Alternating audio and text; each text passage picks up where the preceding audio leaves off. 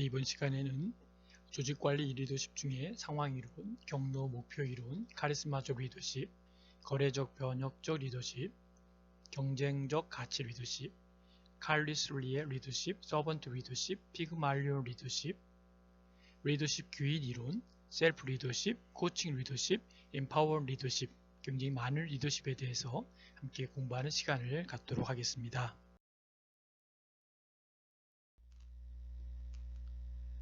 리더의 유형 중 특별히 파워의 5가지 유형을 함께 살펴보고 또 나아가서 이 부분에 대해서 조금 더 우리가 의논을 함께 공유했으면 좋겠습니다.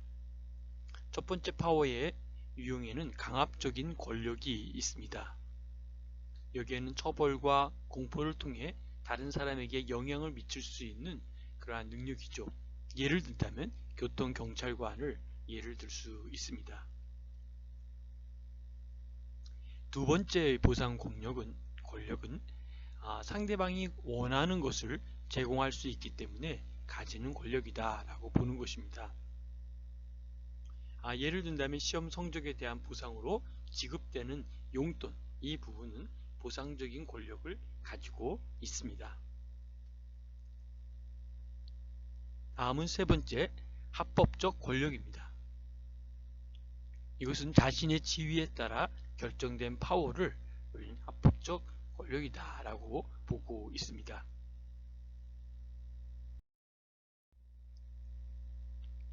다음은 전문가적인 파워다 라고 하는 것이죠. 이것은 지식 경영의 중요도가 상승하기 때문에 이 상승으로 인해서 파워가 강해지고 있다 라고 하는 것으로 이해하시면 되겠습니다. 다음은 특정한 노하우를 통해서 가질 수 있는 권력이라고도 볼 수 있고요. 다음 마지막으로 개인이 가질 수 있는 지식과 노하우로 인해서 생기는 권력이다 라고 볼 수 있습니다. 더 나아가서는 다섯 번째, 증거적인 권한이 있다라고 하는 것이죠. 사실 이 증거라고 하는 이 레퍼런스라고 하는 것, 또 리퍼런스 파워라고도 하는데요. 가장 영향력이 큰 것이 바로 이 증거적인 권한이다 라고 보는 것입니다. 더 나아가서 이것은 타인의 호감으로 인해 발생하는 권한을 일컫는 말이다 라고 이야기할 수 있습니다. 리더십의 이론 중 먼저 상황이론을 살펴보도록 하겠습니다. 상황이론의 연구는 어떤 상황에서나 또는 효과적인 유일한 리더십의 어떤 유형이 존재하지 않는다라는 가정에서 시작되었죠. 그래서 이 상황이론은 리더를 둘러싸고 있는 상황의 분석에 초점을 두면서 주어진 상황에 따라 리더의 능력이나 가치가 다르게 평가되는 동시에 요구되는 리더의 형태와 자질이 달라진다라는 것을 주장하기 시작했습니다. 여기에서 상황이란 바로 리더가 속해 있는 조직의 목표와 성격, 그리고 규모, 더 나아가서 역사, 그 다음에 유형, 발전의 정도, 구성원의 자질과 행동, 그리고 기대와 욕구, 그리고 산물을 의미한다라는 것이죠. 대표적인 학자와 이론으로는 피들러의 상황 적합적 이론과 또는 하우스의 경로 목표 이론, 그리고 허쉬와 블랜차드의 상황 이론이 있습니다. 상황 적합적 이론을 먼저 살펴보도록 하겠습니다. 피들러는 조직에 대한 영향력은 다음과 같이 세 가지 상황적 변수에 의해서 결정된다라고 하였습니다.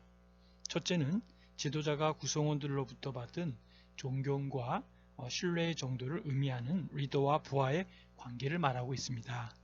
두 번째는 과업의 할당과 평가 방식의 구조와 정도를 가리키는 과업에 대한 구조, 스트럭처를 말한다라고 볼 수 있고요. 세 번째는 리더에게 부여된 공식적이고 합법적인 권력으로서 조직의 구성원들을 나름대로 평가하거나 상벌하고 또는 각종 인사권에 영향을 미치도록 하는 그 정도, 영향을 미치는 정도를 의미한다라고 보고 있는 것이죠.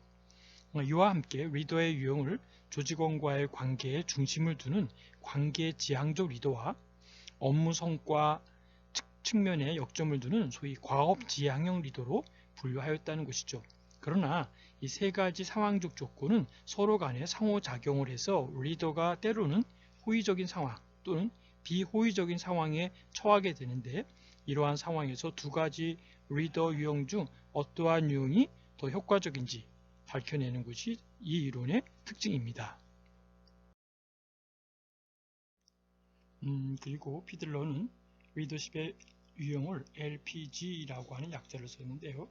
L은 List, 그 다음에 Preferred Co-work라는 거죠. 그래서 LPG라고 하는 List Preferred Co-work 점수에 의해서 과업 지향적인 나름대로의 리더십과, 그리고 나아가서는 관계 지향적인 리더십으로 분류한 뒤에 이 세 가지 변수와 두 가지 리더십 유형의 결합 방식이 얼마만큼 상황에 적합한가에 따라서 리더십의 효과성이 달라질 것이다 라고 제시를 했습니다. 연구 결과에 보면은 LPG 점수가 낮은 리더는, 그리고 이제 과업 지향적인 리더로 간주된다는 거죠. 다시 말하면 LPG 리더가 낮다는 것은 다시 말하면 과업 지향이다, 너무나. 그런 부분으로 설명을 하는 거죠.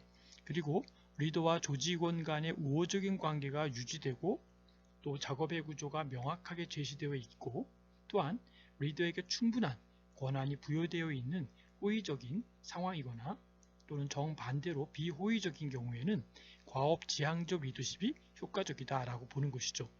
그러나 이 호의성이 중간적 상황에서는 바로 관계 지향적 리더십이 효과적이다 라고 보았습니다. 그런 맥락에서 본다면 이 피틀러죠. 이 피틀러의 그 리더십 이론은 상황적 조건이 복잡하고 또는 측정하기 어렵다는 점과 리더에만 중점을 두었기 때문에 조직 구성원 측면에서는 무관심한 점 등에서 비판을 받았는데, 바로 조직의 상황이 리더십의 효과성을 결정짓는다라는 새로운 연구 방향을 제시한 점에서는 큰 의미가 있다라고 볼 수가 있습니다. 네 번째는 경로에 대한 부분인데요. 경로 목표 이론을 잠시 살펴보도록 하겠습니다. 경로 목표 이론은 하우스가 리더십에 대한 오하이오 연구와 동기부여의 기대 이론을 결합하여 제시한 이론인데요. 이것은 방향 그리고 목표 이론이라고도 합니다. 오히려 사실은 방향 그리고 목표 이론이 조금 더 구체적이고 이해하기 편한 그러한 용어라고 생각을 합니다. 이 이론은요, 경로의 명확화와 그 다음에 욕구 충족의 목표 달성을 주요 변수로 하고 있고요. 상황에 따라 효과적인 리더십의 패턴이 달라진다라고 하는 전제를 가지고 있습니다. 특별히 이 경로 목표 이론, 다시 말씀드리면 이 어떤 방향과 목표 이론이라고 하죠. 이 이론은 리더는 부하로 하여금 조직 목표를, 그러니까 다시 말하면 리더는 부하로 하여금 조직의 목표를 달성할 수 있다고 기대하는 행동 경로를 명확하게 밝혀주고, 원하는 보상은 더 쉽게 많이 받을 수 있다고 믿게 해야만 바로 동기부여가 이루어져서 성과를 높일 수 있다라는 것이죠. 그래서 경로 목표 이론은 두 가지 상황적 요인과 네 가지 리더십 유형으로 설명을 하는데요.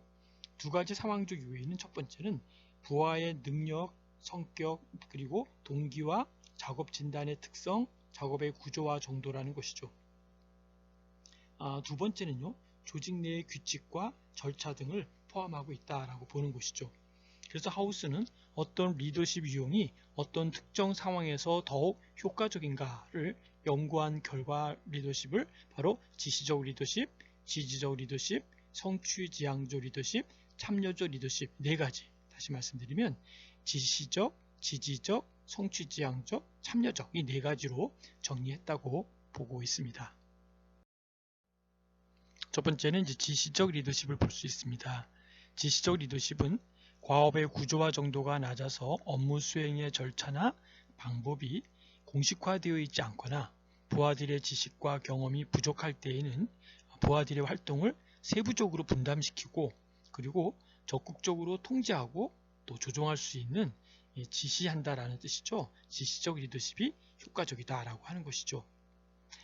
특별히 지시적 리더십은 계획과 조직, 통제와 같은 공식적인 활동을 강조하고 있다라는 것이죠. 두 번째 이제 서포티브 리더십이라고 해서 지지해주는 리더십, 그래서 지지적 리더십이라고 부르는데요. 업무가 단조롭거나 너무 어려워 자신감을 상실하고 있는 경우에는 작업 환경의 부정적인 측면을 최소화할 수 있고 또 불안감을 감소시킬 수 있는 이런 지지적 리더십이 효과적이다라고 보는 것이죠.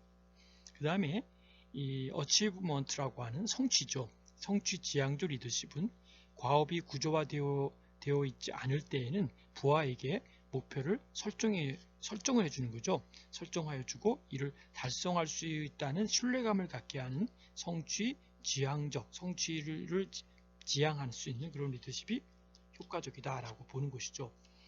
마지막 이제 참여적인 리더십을 잠깐 보면요.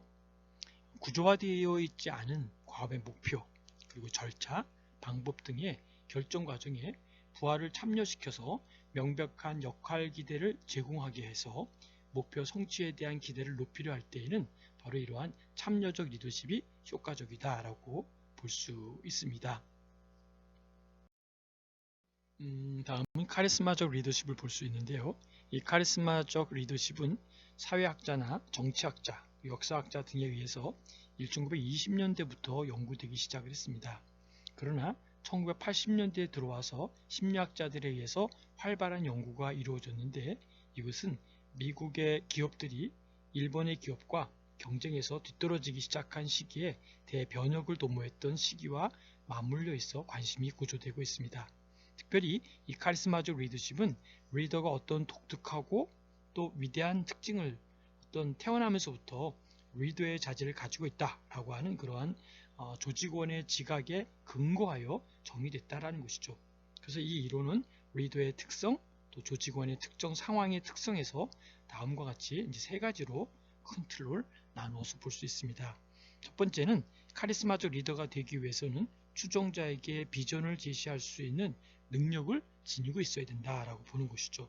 두 번째는 카리스마적 리더가 되기 위해서는 조직원의 반응이 중요하다라고 볼 수 있고요. 세 번째는 리더 자신의 능력보다 상황의 요인으로 인하여 카리스마적 리더가 지각될 수 있다라고 하는 것으로 정리할 수 있습니다. 다음은 거래적, 변혁적 리더십을 살펴볼 필요가 있는데요. 1980년대 들어와서 미국의 기업들이 일본과 같은 타국 기업과 경쟁해서 살아남기 위해서 조직을 새롭게 변화시키는 작업이 필요했음을 인식을 했습니다.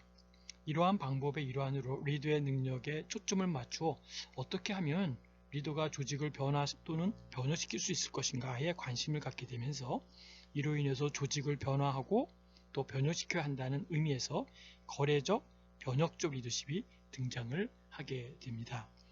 조직의 리더가 조직의 안정에 초점을 두는지 혹은 변화 지향적인 것에 따라서 리더십의 유형을 구분했다라는 것이죠. 첫 번째 거래적 리더십은 바로 거래적 리더십 특징이 뭐냐라고 하면 기존 업무를 할당하고 수행한 업무 결과에 대한 평가를 포함해서 일상적인 역할을 주력한다라고 보는 것이죠. 그래서 또한 교환관계에서는 부하에 관한 이해관계에 초점을 두고 이해관계를 나름대로 자극함으로써 동기를 부여한다라고 볼 수 있습니다. 변혁적 리더십을 살펴보면 변혁적 리더십은 추종자의 신념, 그리고 요구, 그리고 가치를 변화시킬 수 있어야 한다라고 보는 것이죠. 그런 면에서 또한 나름대로 어떤 기존의 틀이 있죠. 프레임이 있는데 그 기존의 프레임, 틀 자체를 변화시켜서 새로운 기회를 창출할 수 있도록 노력하는 리더십을 말한다라고 하는 것이죠. 이와 함께 리더 자신을 위해 조직원의 높은 이상과 도덕적 가치에 호소해서 그들의 의식 수준까지 높이려는 노력을 하게 된다고 볼 수 있습니다. 다음은 이제 경쟁적 가치라고 하죠. 경쟁적 가치 리더십이 뭐냐라고 할 때 이 경쟁적 가치 리더십은 단순화 또는 이분화된 리더십의 이론이 아니고 통합적인 관점을 유지하는 리더십이다라고 하는 것이죠. 그래서 리더십의 초점을 외부 지향 또는 내부 지향, 그리고 연속성과 유연, 그리고 통제의 연속성이라는 두 가지 축을 바탕으로 환경 적응, 목적 달성, 형태 유지, 통합, 이러한 네 가지 활동을 통해서 상반된 가치를 추구하는 것이다 라고 보고 있습니다. 그런 의미에서 나름대로 살펴볼 수 있는 것이 이제 파슨슨의 AGIL 모델을 볼 텐데요. 이 AGIL 모델을 볼 때 A라고 하는 것은 적응이라고 하는 A, adaptation이라는 뜻을 약자를 갖고 있고요. G라고 하는 것은 이제 goal이죠. 목표라고 하는 이 goal에 대한 attainment라고 하는 목적 달성에서 G라는 약자를 쓰죠. 그리고 이제 우리가 자주 사회복지 현장에서 쓰고 있는 I, 인테그레이션의 약자 I를 쓰고요. 그 다음에 이제 나름대로 형태를 유지해야 된다. 그래서 latent pattern maintenance라고 하는 약자의 L을 갖고 왔습니다. 그래서 AGIL 모델로 진행되는데요. 여기에 따라서 이제 네 가지 유형의 리더로 만들어지고 있습니다. 첫 번째 모형이 이제 환경 적응이라고 얘기하죠. 이거를 이제 비전 제시형 리더십 이렇게 제시하기로 하는데요. 이것은 이제 외부지향적인, 다시 말하면 외부지향적과 개방적인 그러한 조직 활동의 유연성을 추구한다라고 보고 있습니다. 그래서 사회복지 리더로 가장 적합한 유형은 바로 비전 제시형 리더십이다 이렇게 보고 있는 거고요. 이와 반대되는 것이 이제 분석형 리더십이다 이렇게 보고 있는 것이죠. 두 번째는 이제 목표 달성과 리더십으로서의 목적 달성인데요. 조직의 생산성을 최대화하기 위한 통제 그리고 규율 이런 위주로 공식적인 리더십을 지향하고 있다라고 보는 것이죠. 그 다음에 이제 통합이라고 하는 동기부여식 리더십이 있죠. 거기에는 이제 조직원 간의 인간관계 향상에 가치를 둠으로써 유연성을 얘기를 하고 있고 비직관성 특성을 보이게 된다라고 하는 것이죠. 이와 반대되는 유형은 바로 목표 달성과 리더십이다 라고 보고 있습니다. 네 번째는 이제 형태 유지, 다시 말하면 분석형 리더십이다 라고 하는데요. 이건 내부지향적이면서 구조화된 통제 위주의 상반된 가치를 요구하고 있다 라고 볼 수 있습니다. 다음은 이제 칼리스의 리더십인데요. 이 칼리스는 바로 리더가 의사결정 과정에서 조직원을 참여시키는 수준의 측면에서 세 가지 리더십으로 구분을 합니다. 그 첫 번째가 지시적인 리더십인데요. 이 지시적인 리더십은 어떤 전제적인 그러한 리더십이죠. 전제적인 리더십으로 명령과 복종을 강조하는 리더십이다라고 보는 것이죠. 그래서 지도자는 의사결정 과정에서 조직원의 의사와는 무관하게 독선적이고 상급자 중심으로 이루어지며 하급자에게 명령하는 방식이 바로 이러한 지시적인 리더십이다라고 볼 수 있습니다. 또한 어떤 조직원을 보상과 처벌이라고 하는 그 연속선에서 통제하고 관리하고 있다라고 하는 것이 가장 큰 특징 중에 하나입니다. 다음은 이제 참여적인 리더십이죠. 이 참여적인 리더십이라고 하는 것은 다른 말로는 이제 데모크라틱이라고 하는 민주적 리더십이다라고도 이야기를 하죠. 그래서 이 리더십은 사회복지 조직에서는 참여적 경영과 민주적인 의사결정의 스타일이 오랫동안 중요하게 다루어 왔다라고 보는 것이죠. 그래서 주로 인간관계 학파의 이념과 이를 바탕으로 한 연구 결과들에 의해서 뒷받침되어 왔는데 효과적인 구조와 경영을 위해서 바로 조직 구성원들을 조직의 의사결정 과정 속에 보다 적극적으로 참여시켜야 한다라고 하는 논리의 중심이다라고 보는 것이죠. 그래서 참여적 리더십은 이와 같이 리더가 여러 가지 결정을 함에 있어서 조직 성원들에게 의견을 묻고 또 이를 어떤 결정 과정에 참여시키는 것을 중요시하고 있다라고 하는 것을 볼 수 있습니다. 다음 세 번째는 이제 칼리스의 위임적 리더십을 볼 수 있습니다. 위임한다라고 하는 그 위임적 리더십은 또 다른 말로는 방임한다라는 뜻을 갖고 있기 때문에 방임적 리더십이다라고도 할 수 있습니다. 이것은 대부분의 의사결정권을 조직원들에게 위임하는 형태로서 조직원 스스로 어떤 프로그램의 목표를 세우고 또 그에 따르는 어떤 계획을 수립하는 이런 부분이라는 것이죠. 그래서 조직원들은 조직의 규칙이나 정책을 위반하지 않는 범위 내에서 자유롭게 재량권을 행사할 수 있다는 것이죠. 그래서 이러한 리더십은 특정 과업 해결을 위한 전문가 중심 조직에 적합한 리더십이다라고 볼 수 있습니다. 다음은 이제 서번트 리더십을 잠깐 살펴볼 텐데요. 서번트 리더십은 타인을 위한 봉사에 초점을 두고 종사자와 고객의 욕구를 만족시키기 위해 헌신하는 리더십이다라고 보는 것이죠. 그래서 기관 내부의 신뢰를 기반으로 하고 있고, 또 함께 일하는 구성원들과의 관계의 질을 나름대로 가장 중요시하고 항상 부하를 섬기고 봉사해야 한다는 생각이 앞서고 있습니다. 그리고 서번트 리더십의 조금 더 실무적인 내용들을 본다면은 이 현장 직원과 실무자에게 권한과 책임을 위임하고 업무를 잘 수행할 수 있도록 지원해주는 섬김 리더십이다 라는 것이죠.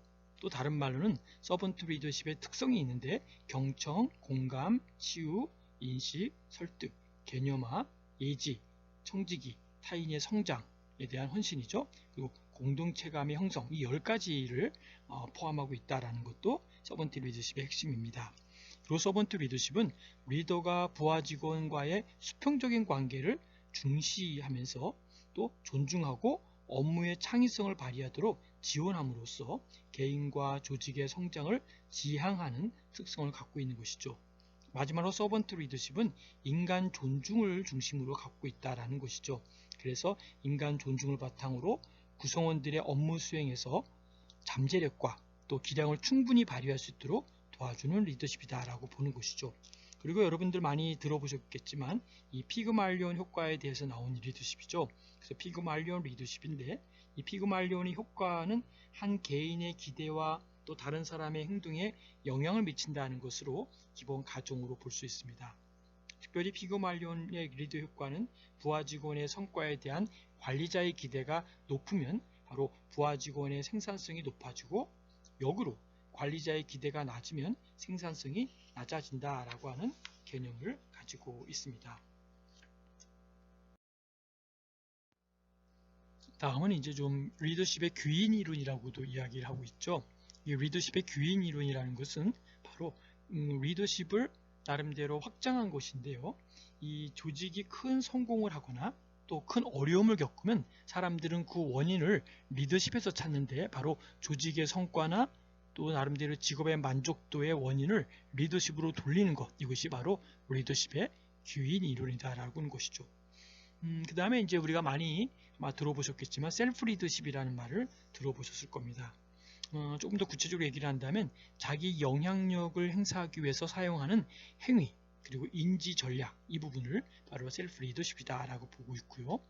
그 다음에 좀 더 생각할 것 중에 하나는 개인에 대한 스스로, 자기 스스로가 자신을 관리하고 또 자기를 관찰하고 목표 설정, 그리고 자기에 대한 강화, 그리고 자기의 스스로의 방향이라고 볼 수 있겠죠. 자기 방향의 수립, 더 나아가서 업무에 있어서의 자연적인 보상, 그리고 건설적인 사고 패턴으로의 유도시키는 부분이죠. 그러니까 건설적 사고 패턴으로 유도하는 이러한 부분들의 그 개념과 관련된 부분들, 이런 부분들이 셀프 리더십이고, 또 좀 더 마지막 생각할 수 있는 것은 스스로가 자기 자신을 리드해 나갈 수 있는, 그래서 우리가 셀프 리드인데 스스로 자신을 리드할 수 있는 그런 행동, 그리고 여기에 따른 책임 있는 행동이 바로 셀프 리더십이다, 이렇게 볼 수가 있습니다. 그 다음에 우리 생각할 것 중에 하나가 코칭 리더십인데요. 조직원의 어떤 개개인이 능력 향상보다 팀원의 어떤 나름대로 상호 교류와 네트워크, 그리고 구성원의 능력 개발을 이끌어주는 리더십을 강조하고 있다라고 하는 것이고요. 더 나아가서는 전통적 리더의 역할이 아니라 새로운 리더의 역할이라고 볼 수 있기 때문에 리더는 스포츠팀의 코치처럼 행동해야 된다라고 하는 것이 코칭 리더십이다라고 하는 것이죠. 마지막으로 인파워링이라는 말 많이 아마 사회복지 들어보셨죠? 인파워먼트, 역량 강화, 이런 뜻이죠. 인파워링 리더십의 이론은요, 개인과 조직의 발전을 동시에 추구하면서 개인이 스스로 자신의 능력을 증진시키고 조직원을 인재로 육성하는 것을 골자로 하고 있다는 것이죠.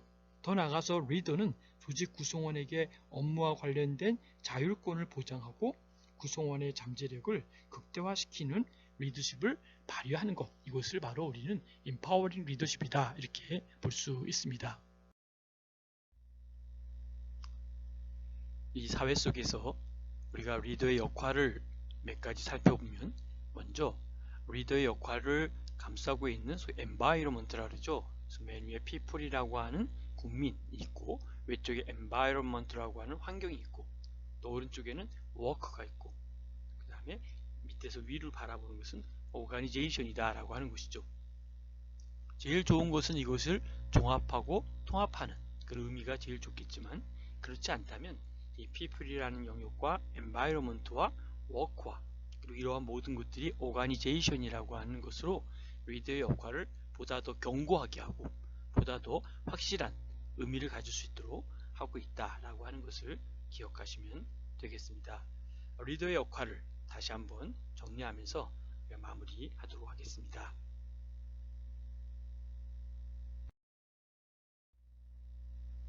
여러분, 리더가 누구일까요? 또 리더는 어떠한 영향력을 줄 수 있을까요? 사회복지에서 리더십에 대한 보다 나은, 보다 더 구체적인 그러한 제안들과 역할들을 함께 공부하시기를 바랍니다. 여러분, 이 시간에는 굉장히 많은 리더십들을 하나씩 배우면서 우리가 아주 깊이 있게 배우지 못했지만 여러 유형들의 리더십이 있다는 것을 함께 생각하고 배우는 시간이었습니다. 끝까지 경청해 주셔서 감사드리고요. 질문이나 또는 토론을 하실 분들은 저한테 카톡으로 남겨주시면 함께 진행하도록 하겠습니다. 감사합니다.